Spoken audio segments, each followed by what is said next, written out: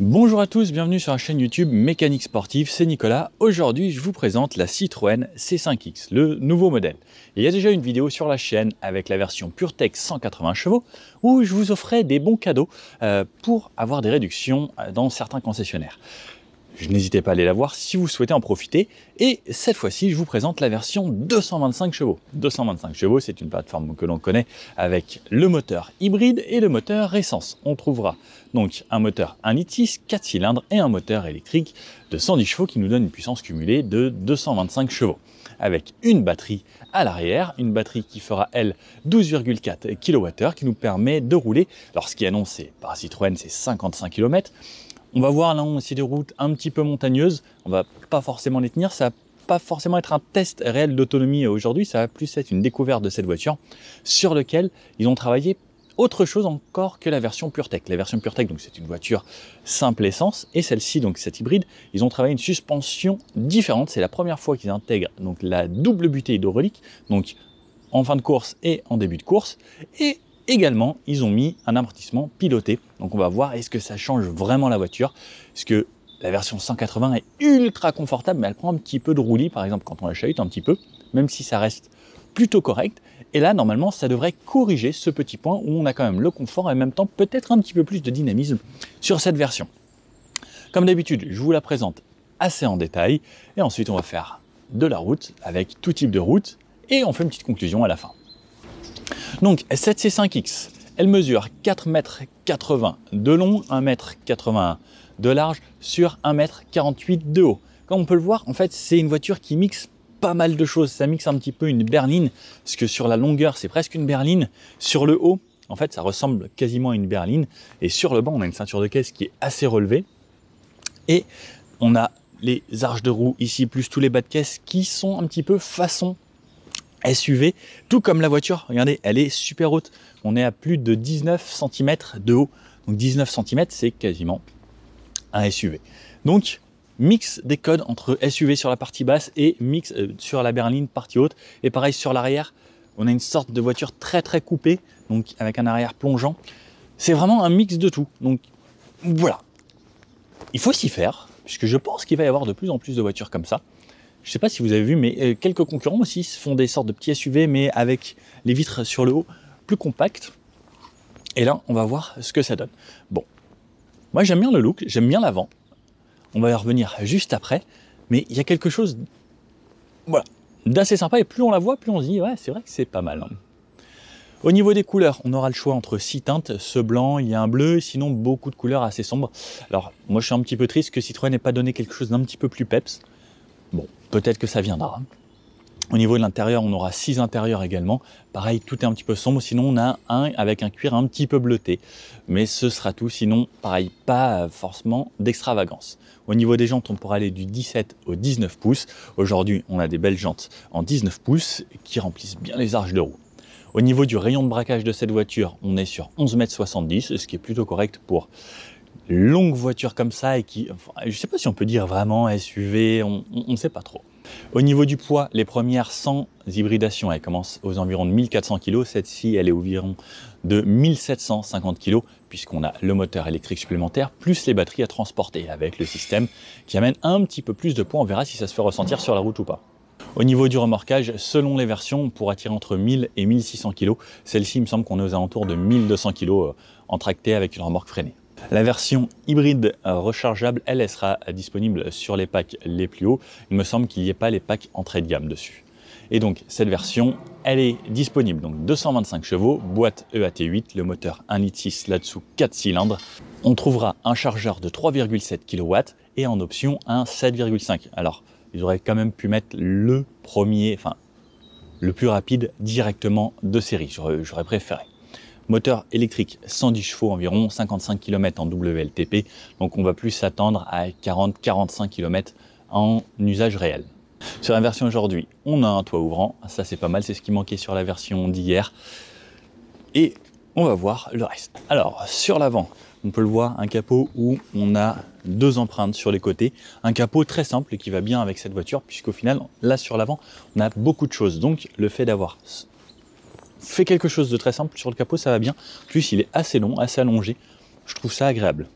Le logo Citroën, donc avec pareil la nouvelle signature comme on retrouve sur la nouvelle C3 Aircross, comme on retrouve sur la nouvelle C4, IC4, nouveau C5 Aircross également. Donc on commence à voir donc les chevrons qui viennent se fondre vraiment jusqu'au bout, donc avec cette forme en X de chaque côté, tout comme les feux de jour, donc avec ce X ici ou V si on prend qu'un côté, et donc des feux full LED qu'on a juste en dessous. Pareil, donc les feux du jour en LED avec des petits motifs. C'est assez bien fait, hein. Je vous avoue que j'aime bien le style au début. On peut se dire, ouais, c'est quand même fort, c'est très marqué. Et au final, quand on la voit, genre sur celle-ci, je trouve que ça va bien parce que ça lui donne un vrai caractère. Elle n'est pas trop haute. Le fait qu'elle soit basse avec cet avant assez agressif, ça lui amène vraiment quelque chose. Caméra ici à l'avant, là sur cette version. Donc la haut de gamme, on a un pack de caméra 360 qui est plutôt de bonne qualité, ça je vous montrerai ça à l'intérieur. Donc les blocs optiques ici pour les feux de route et de croisement et les anti-brouillards tout en bas dans le coin, toujours en full LED également. Ensuite on a des lignes donc chromées ici, qu'on retrouve un petit peu ici. Alors là c'est plus en brossé ou en finition un petit peu douce. Les chevrons ici qui sont rappelés sur la calandre autour du détecteur à l'avant.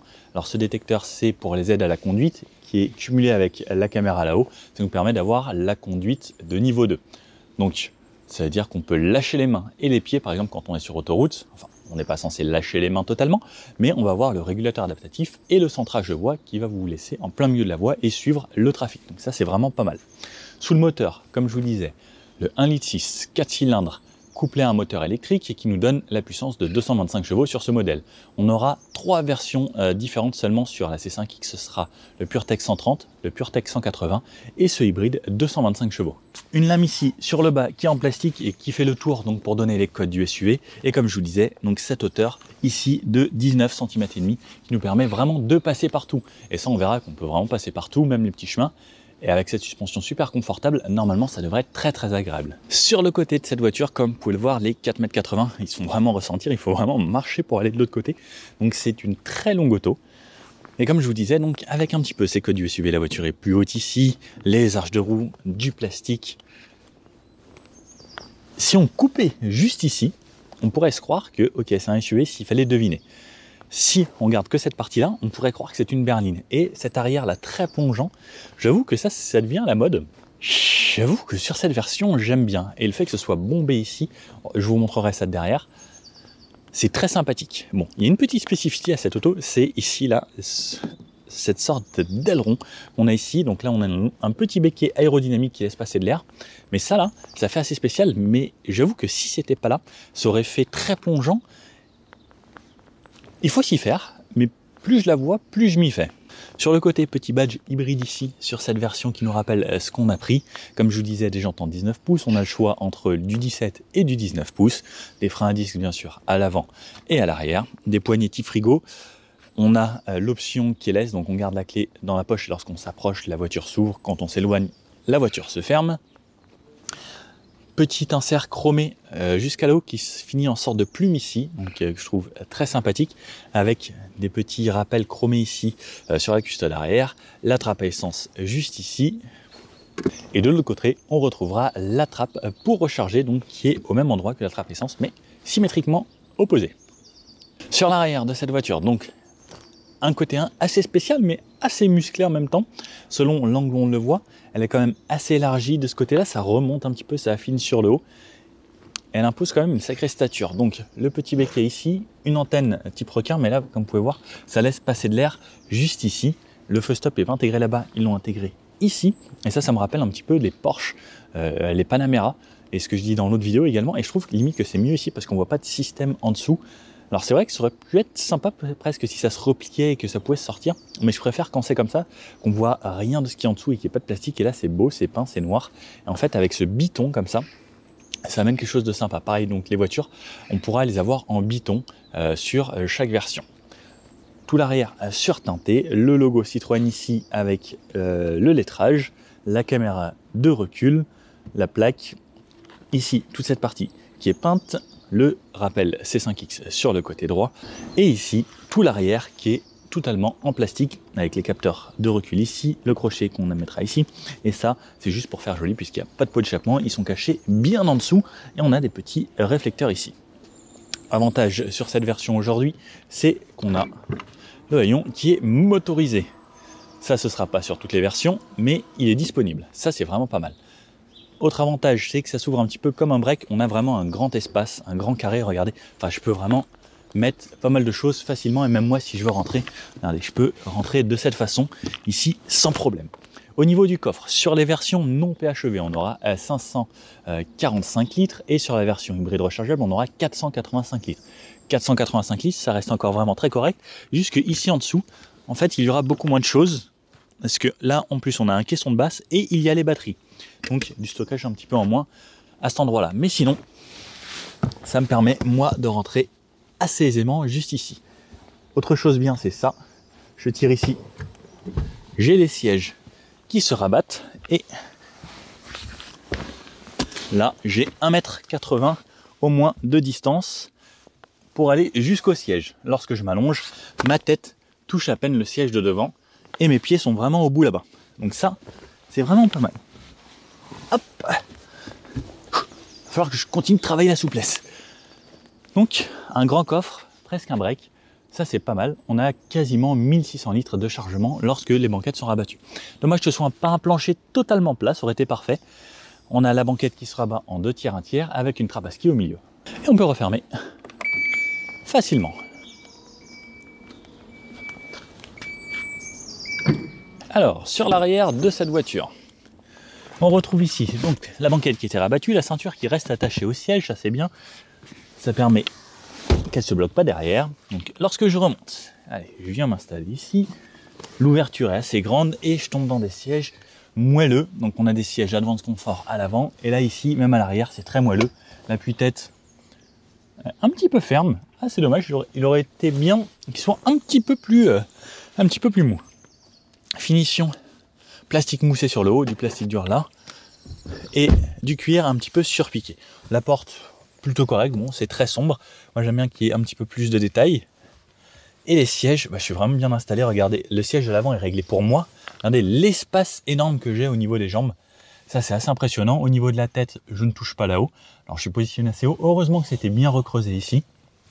J'ai des LED juste là, la partie à l'avant qui s'ouvre ici, hop, qui nous offre un toit ouvrant également. Et là, je suis quand même pas mal installé, hein. Les sièges sont confortables, j'ai de la place, ils sont un petit peu creusés. On est pas mal pour les pieds, pareil, j'ai pas mal d'espace.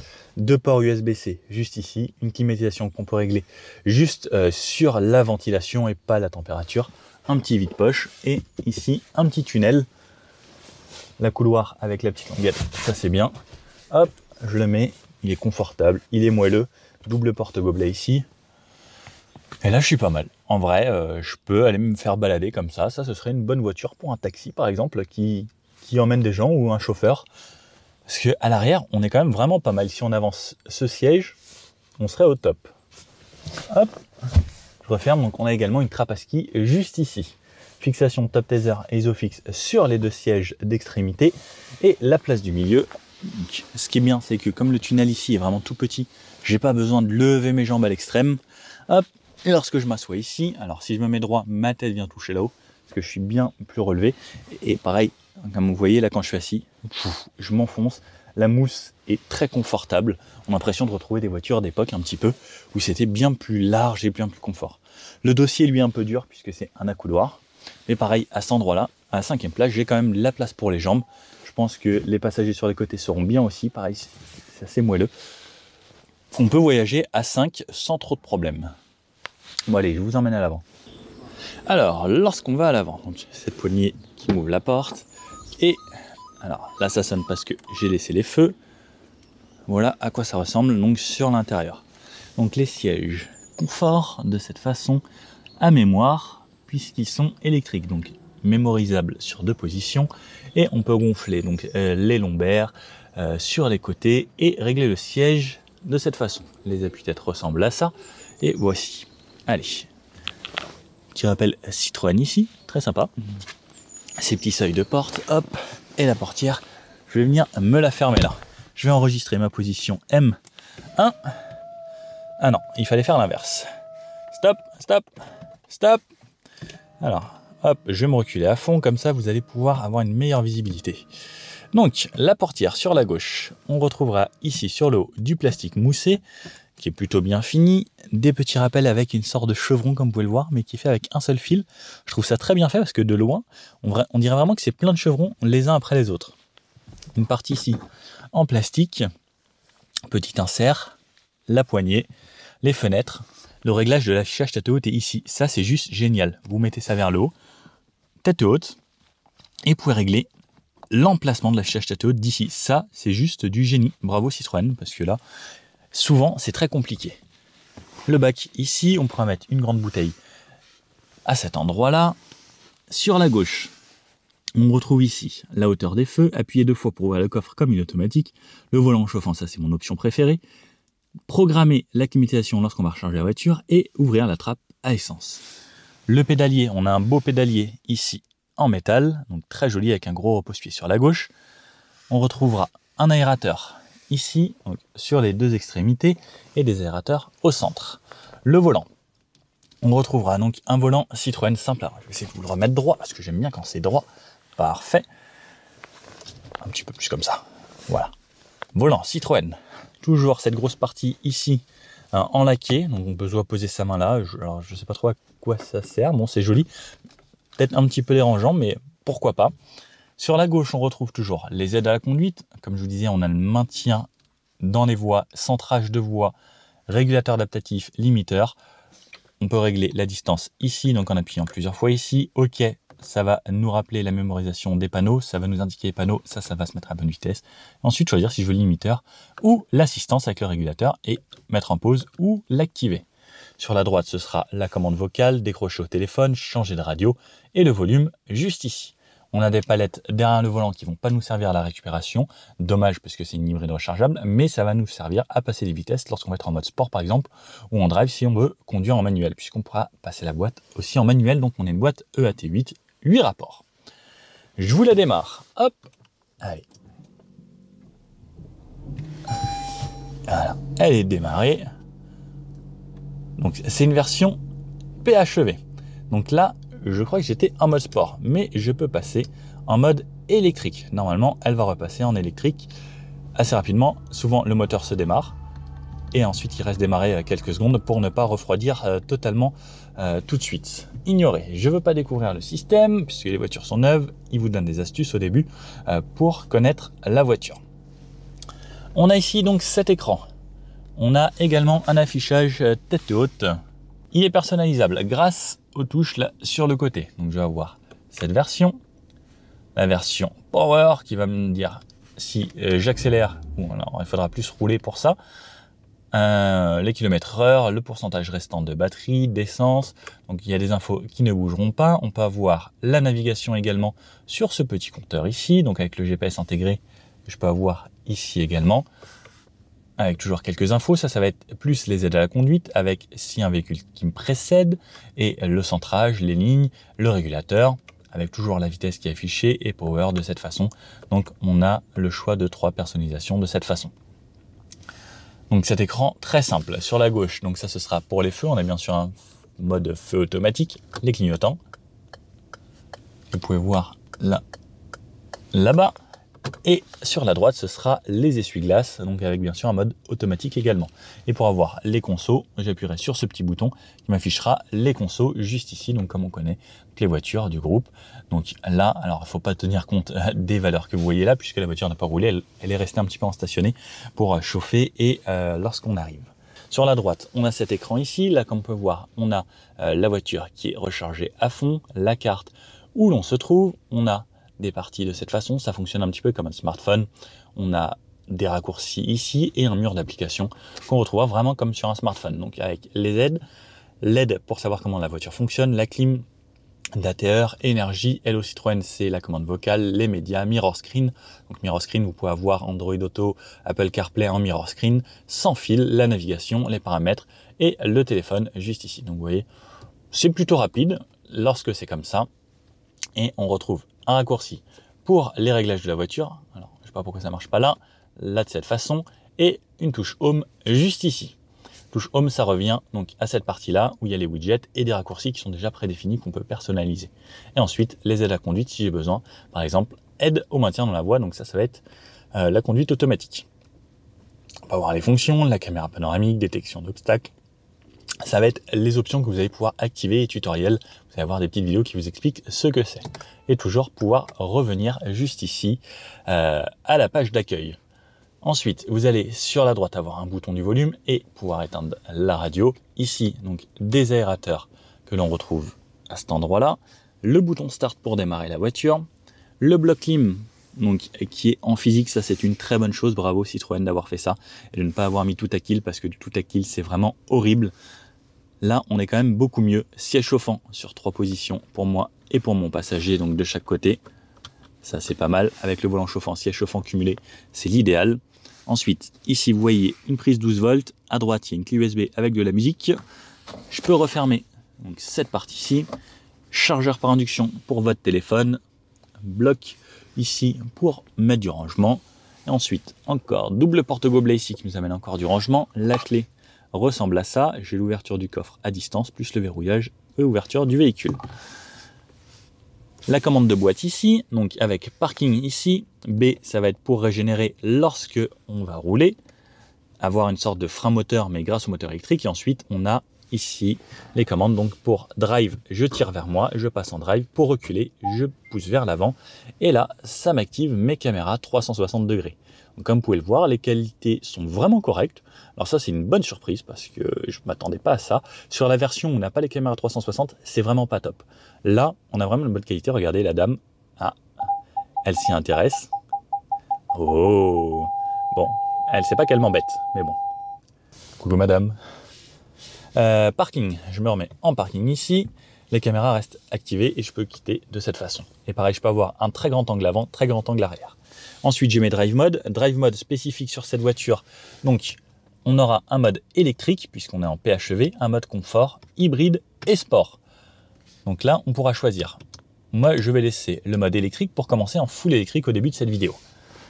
Le frein à main, un petit stockage ici pour le téléphone. Donc hop, regardez, il s'y glisse tout seul, il est parfaitement intégré ici.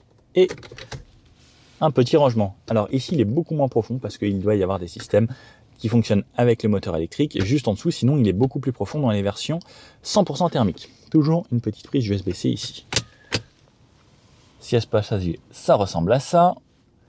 Et sur le haut, on a donc ce toit ici qui est ouvrant. La portière en général et une petite vue, tableau de bord pour rappeler à quoi ça ressemble. Et ces rétaux très sympa. J'aime beaucoup la forme et le design. Alors dommage qu'il ne soit pas bombé dans les coins, mais on a quand même les détecteurs d'angle mort. Voilà à quoi ça ressemble. Et la boîte à gants, juste ici. Comme vous pouvez voir, on peut y mettre des grandes feuilles A4. Ça y rentre. Et on pourra mettre, allez, je pense, 2 bouteilles d'1,5 litre. Hop. Et voilà à quoi ça ressemble. Au niveau de la sono, on me demande souvent d'en parler. On a des haut-parleurs ici. On n'a pas là. On n'en a pas là-haut. On en a là sur le côté. Alors j'ai essayé un petit peu. Il y avait de la musique quand j'ai pris la voiture. La sono est vraiment de bonne qualité.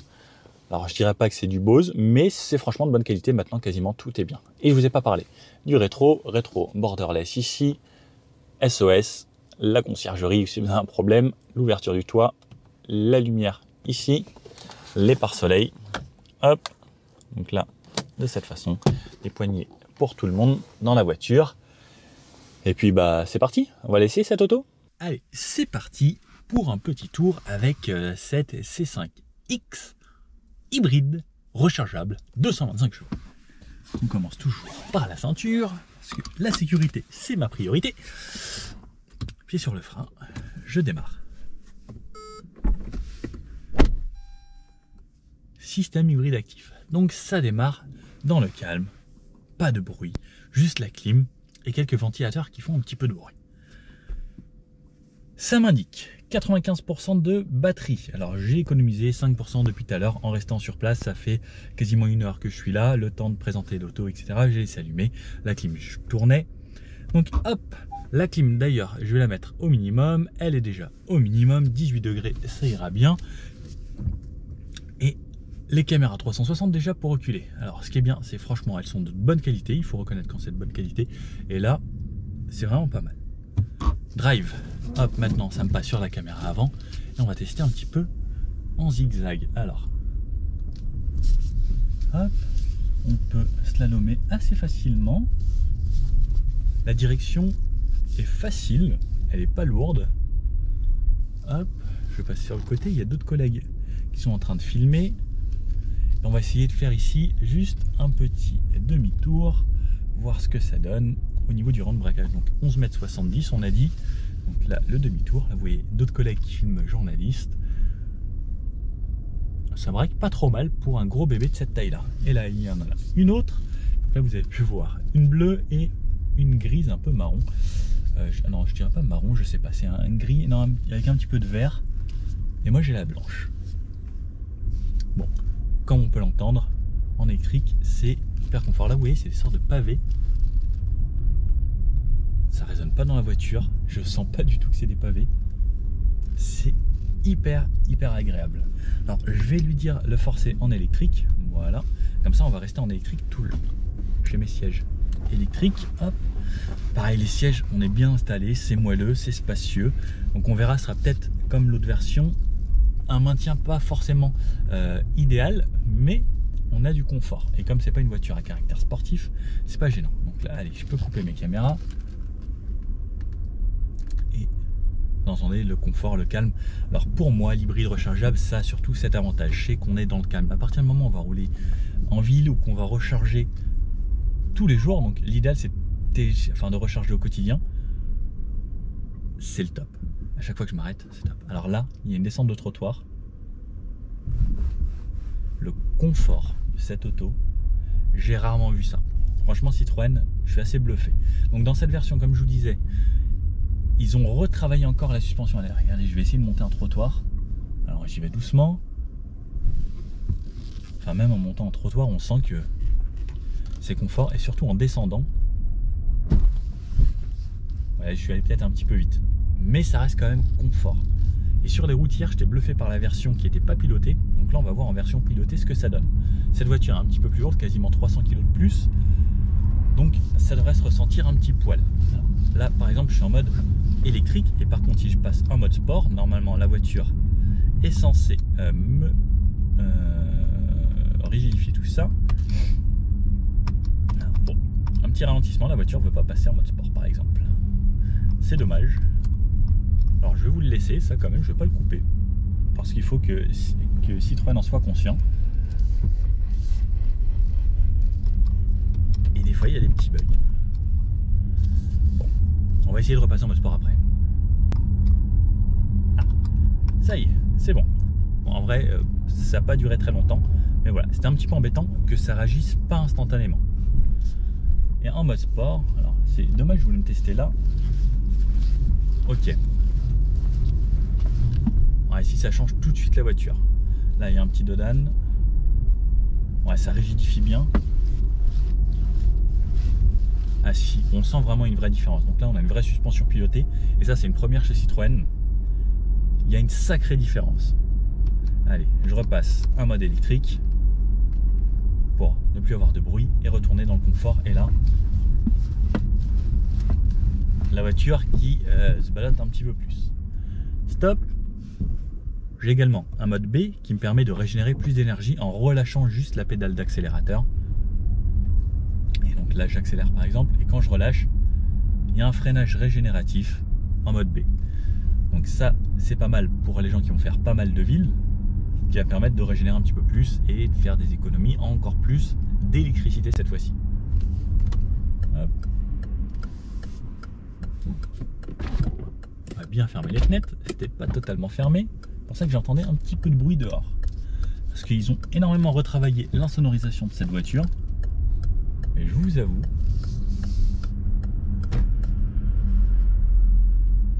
que l'on entend peu ce qui se passe dehors. Dodane. Le confort de cette voiture sur les Dodane, c'est hallucinant. En électrique, c'est très agréable. Vous voyez, j'ai de la place dans l'auto. C'est spacieux. Je suis bien installé. Je vais peut-être me mettre un petit peu plus bas parce que moi j'aime bien être bas. Hop. C'est pas mal. Franchement, c'est très agréable. Pour la ville, le PHEV, c'est l'idéal. Si vous rechargez tous les jours, alors hier, à la conférence de presse, ils nous ont fait un petit peu un speech sur le fait qu'ils essayaient de motiver les gens à faire du PHEV et à recharger tous les jours. Alors c'est vrai que si vous achetez cette voiture et que vous ne rechargez pas tous les jours, c'est totalement inutile. Autant prendre une version 180 chevaux ou même une 130 si vous voulez faire des économies. Moi, la 130, je suis pas trop pour, parce que petit moteur 3 cylindres, j'aime pas le bruit du 3 cylindres, 130 chevaux, c'est très juste. Au moins la 180. Ou celle-ci, si vous utilisez vraiment bien le PHEV, en rechargeant au quotidien, vous allez faire d'une de vraies économies au niveau de l'essence. Alors après, ça coûte beaucoup plus cher à l'achat, donc je sais pas si on s'y retrouve énormément niveau budget, même si l'essence en ce moment est à plus de 2 €. Mais c'est surtout pour le confort. Moi, ce que je dis, c'est le PHEV, c'est ce confort que ça m'apporte. Et en électrique, enfin, voilà, j'ai quand même une assez bonne reprise. J'ai pas besoin d'appuyer à fond et j'ai un couple instantané. Et vraiment, le confort sur les Dodane, cette voiture, c'est hallucinant. Regardez, là, il y a un autre Dodane. Je vais le passer le plus vite possible. Allez, je suis à 60. Il y a eu un Dodane. Ah, c'était un petit Dodane. Je suis vraiment bluffé. Le confort. C'est vraiment le seul mot qu'il va avoir, c'est le confort dans cette vidéo. C'est très agréable. Allez, on va se faire un petit test de rond-point en dynamique. Alors, je vais me remettre le mode sport. Bah, encore comme tout à l'heure, il n'a plus envie. Hop, bon, allez, on va rester en mode comme ça, normal. Allez, je lui mets un petit peu de rythme. Et ça tient bien le pavé. Hein. Ah ouais, ça y va franchement bien. Ça s'ouvre un poil. On sent que c'est un petit peu lourd. Dans les sièges, il faut bien que je me colle ici au niveau de la jambe. Hop, et regardez, mais ça tient bien. Alors je suis pas hyper bien maintenu. Il faut vraiment sinon que je me pousse avec le volant. Et sur le changement, oups, les affaires derrière. C'est pas mal. Franchement, la tenue de route, elle est vraiment pas mal. Alors il faudrait mettre le mode sport s'il veut bien s'activer. Ça m'embête un petit peu ça quand même.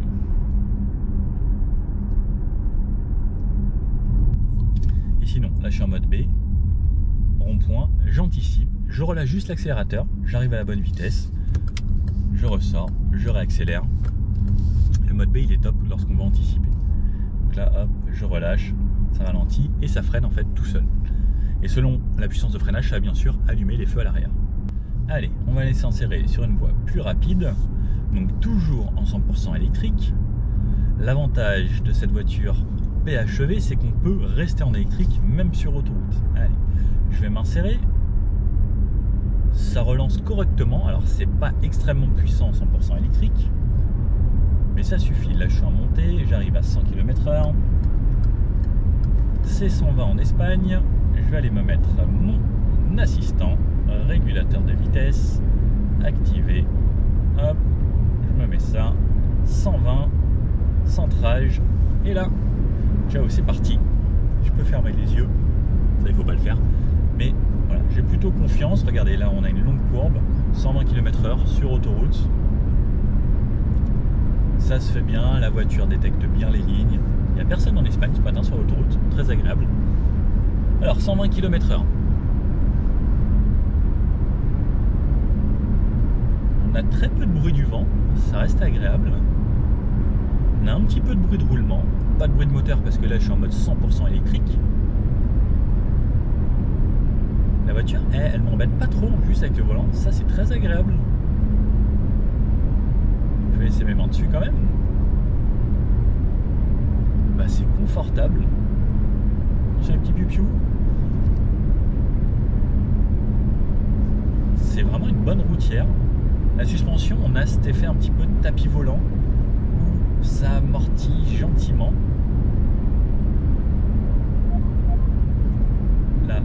ça me prévient des radars. Alors en Espagne, il y en a beaucoup. Là, je pensais qu'en France, on était un des pays où il y en avait le plus. En Espagne, il y en a énormément également. Le pire, c'était à Dubaï. À Dubaï, c'est juste hallucinant. Donc là, c'est 120 ici, le beau radar, pas de flash, impeccable.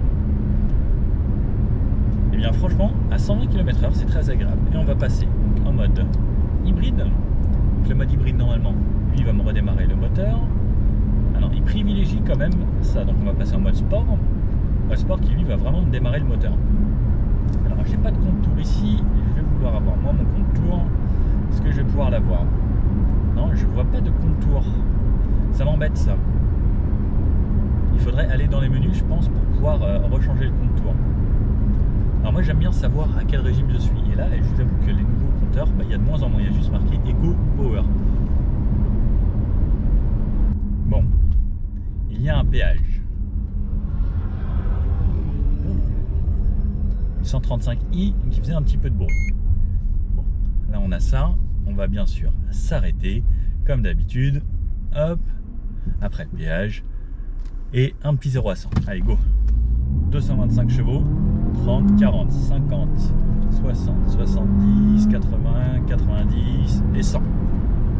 Ça marche quand même plutôt bien. Avec 225 chevaux, c'est agréable avec le couple de l'électrique plus le moteur. Ça envoie plutôt correctement. Même pour les reprises. Alors ça met un petit peu de temps à tomber et ensuite ça y va. Re 120. C'est vraiment correct. Hein. Niveau puissance, les 225 chevaux, on sent qu'ils sont là. Ça met un petit peu de temps, le temps que la boîte réagisse. Mais ensuite, une fois que c'est parti, on sent qu'on a de la puissance et c'est confortable. Comme je dis, il vaut toujours mieux avoir plus que pas assez. Surtout que là, au final, on a un petit moteur et c'est un petit peu l'électrique qui assiste tout ça. En mode sport, c'est confortable.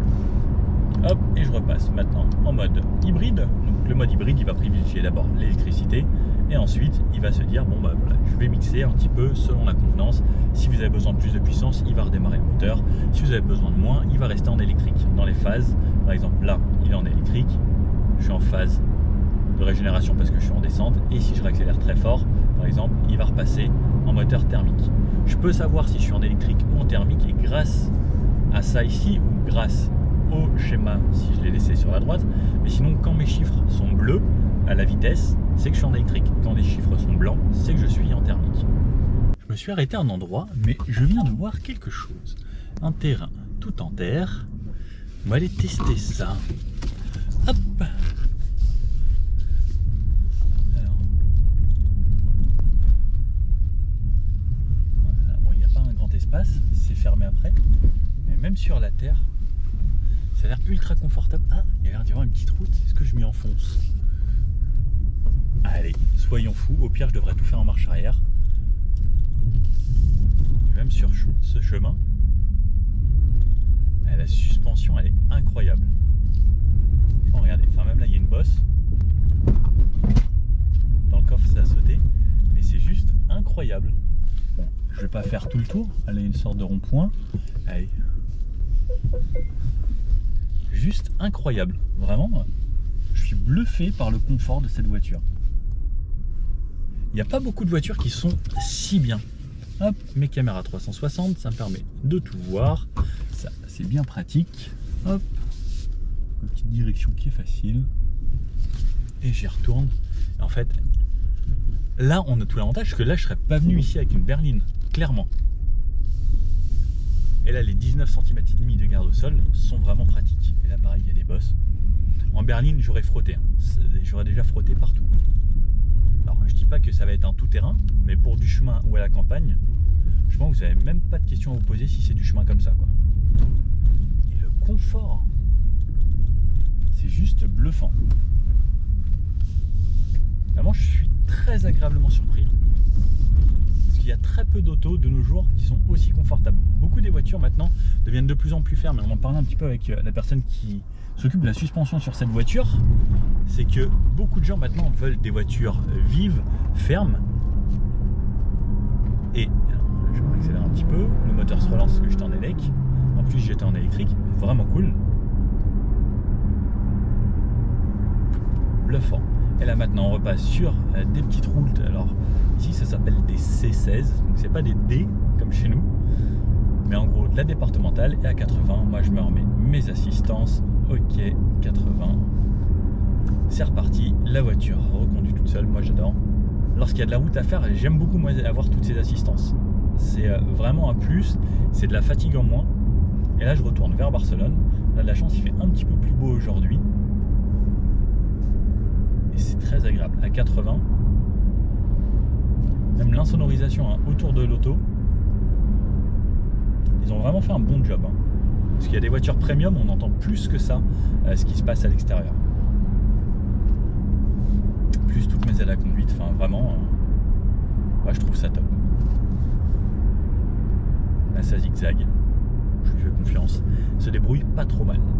J'aurais bien aimé que ce soit un petit peu plus poussé, parce qu'il y a des voitures maintenant en 2022 qui amènent le prédictif, donc par exemple quand ça va arriver à rond-point, que ça va ralentir dans les virages où ça ralentit. Parce qu'on est quand même sur une belle voiture, et ça aurait mérité un petit peu mieux, en fait, que ce soit un petit peu plus poussé. Mais sinon, là je suis à 80 km/h avec le moteur thermique de démarrer. Il vient de tomber un rapport. Il faut vraiment se concentrer sur le bruit moteur pour l'entendre. Sinon il y a un petit peu de bruit de roulement. Pareil, là c'est bien sonorisé par rapport à l'extérieur. Maintenant on a vraiment une voiture confortable. Le volant est bien, j'aime bien, là il est chauffant.